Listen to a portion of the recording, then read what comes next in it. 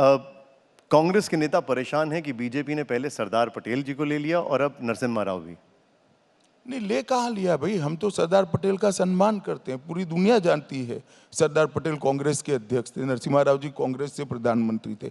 आप सम्मान नहीं कर रहे हो, इसलिए लगता है कि भाजपा ने ले लिया। लेने के तो वो दोनों दिवंगत है, कैसे लेंगे हम? अब चुनावों की अगर बात करें तो प्रधानमंत्री जी ने 370 सीटों का लक्ष्य दिया है। अमित शाह जी का क्या लक्ष्य है? देखिए, मेरा कोई व्यक्तिगत लक्ष्य नहीं होता।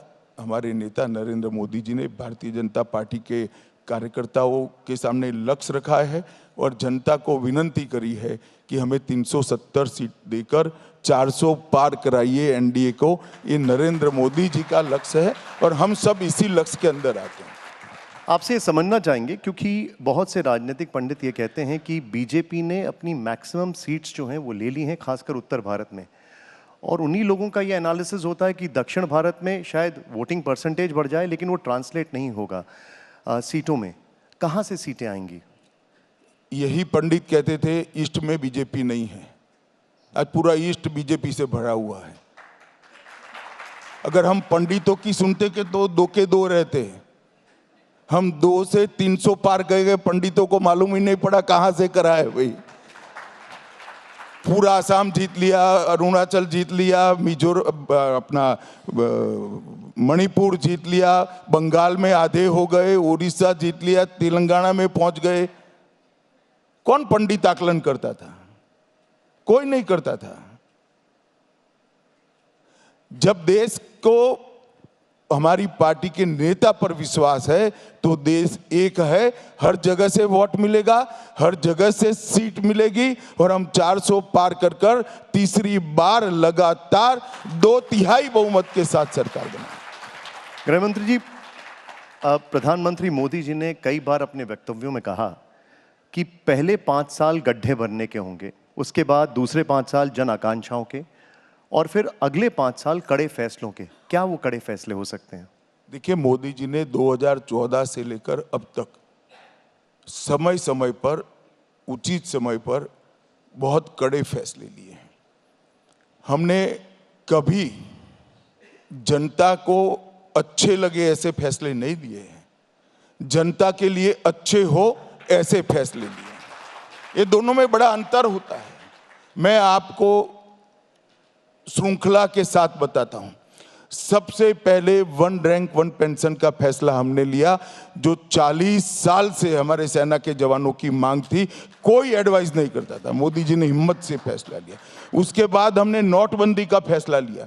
यूपी के चुनाव सर पर थे, 17 में चुनाव थे, 16 में हमने दिया। सभी लोग कहता था बहुत बड़ी गलती हो गई। उसके बाद यूपी में 325 सीट के साथ सबसे बड़ी सरकार अब तक की 2017 में बनाई। उसके बाद हमने जीएसटी लाया। सभी लोग कहते थे उल्टा पड़ जाएगा। आज एक देश एक कर की कल्पना हमने साकार कर ली है। पूरी दुनिया आश्चर्यचकित होकर देख रही है कि 130 करोड़ की आबादी वाले देश में जीएसटी जैसा कानून कैसे लॉन्च हो गया। जब हमने एनपीए पर कठोर कार्रवाई करनी चालू हुई, सब कहते थे कि इंडस्ट्री बिखर जाएगी, इकोनॉमी बिखर जाएगी। आज भारत की सार्वजनिक बैंकों की बैलेंस शीट, प्राइवेट बैंकों की बैलेंस शीट विश्व में सब बैंकों से सबसे अच्छी बैलेंस शीट भारत की बैंकों की बैलेंस शीट है।